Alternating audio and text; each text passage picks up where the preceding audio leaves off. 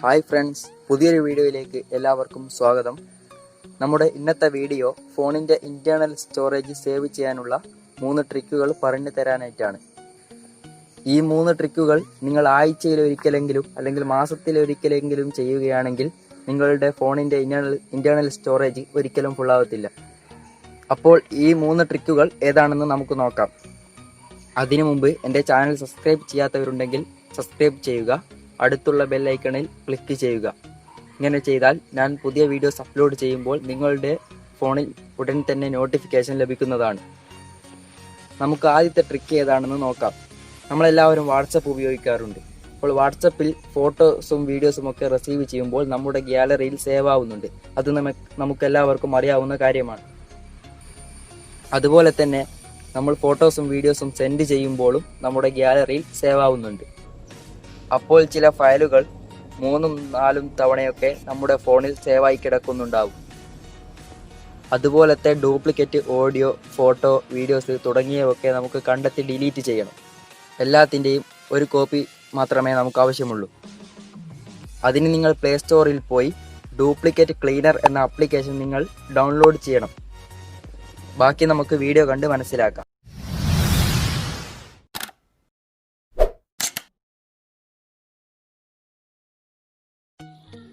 ആദ്യം നമുക്കൊന്ന് application open ചെയ്ത് നോക്കാം.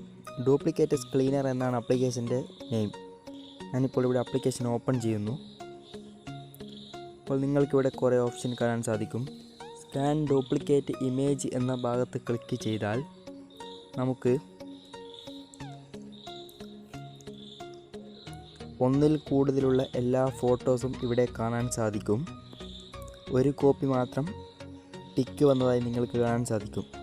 ബാക്കിയുള്ളവയൊക്കെ നമുക്ക് ഡിലീറ്റ് ചെയ്യാൻ അടിയിൽ കാണുന്ന ഭാഗത്ത് ക്ലിക്ക് ചെയ്ത ശേഷം യെസ് എന്ന് കൊടുത്താൽ മതി. അപ്പോൾ നിങ്ങൾക്കിവിടെ കാണാൻ സാധിക്കും എല്ലാത്തിൻ്റെയും ഒരു കോപ്പി മാത്രമേ നിങ്ങൾക്കിവിടെ കാണാൻ സാധിക്കുകയുള്ളൂ.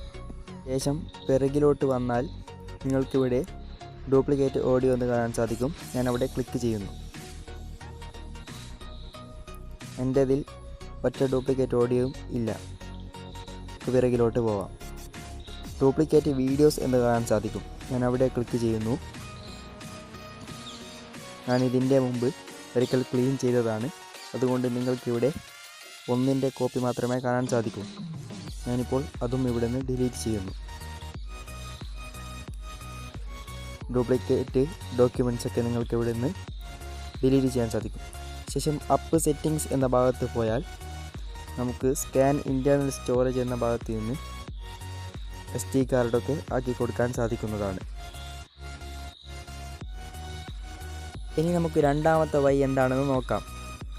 അതിനുവേണ്ടി നമുക്ക് സെറ്റിങ്സ് എടുക്കാം. ഇവിടെ നിങ്ങൾ സെർച്ച് എന്ന ഭാഗത്ത് സ്റ്റോറേജ് എന്ന് ടൈപ്പ് ചെയ്യുക.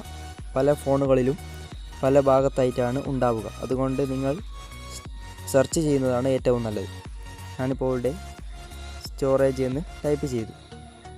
ഇവിടെ നിങ്ങൾക്ക് സ്റ്റോറേജ് എന്ന ഭാഗത്ത് എത്തിയതായി കാണാം. ഇവിടെ നിങ്ങൾക്ക് കേച്ച്ഡ് ഡാറ്റ എന്ന ഭാഗം കാണാൻ സാധിക്കും. ഇവിടെ 354 MB ഇവിടെ കേച്ച് ചെയ്തിരിക്കുകയാണ്. അത് നമുക്ക് ഒഴിവാക്കാം. അതിനു വേണ്ടി അവിടെ നിങ്ങൾ ക്ലിക്ക് ചെയ്യുക, ഓക്കെ എന്ന് കൊടുക്കുക.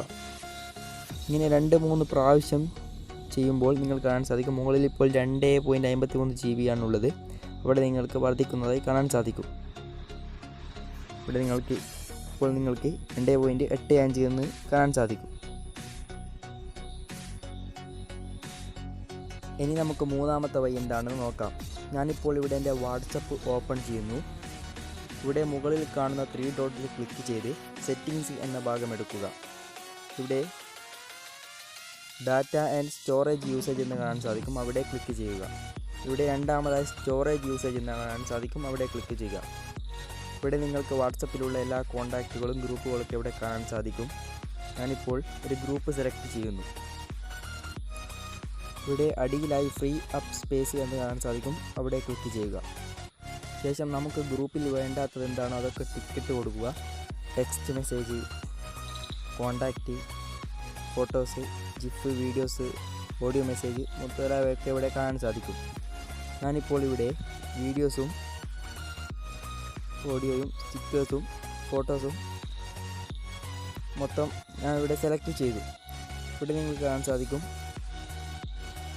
25 MB നിങ്ങൾക്കിവിടെ കാണാൻ സാധിക്കും. അപ്പോൾ ഞാൻ ഇവിടെ ഡിലീറ്റ് ചെയ്യുന്നു.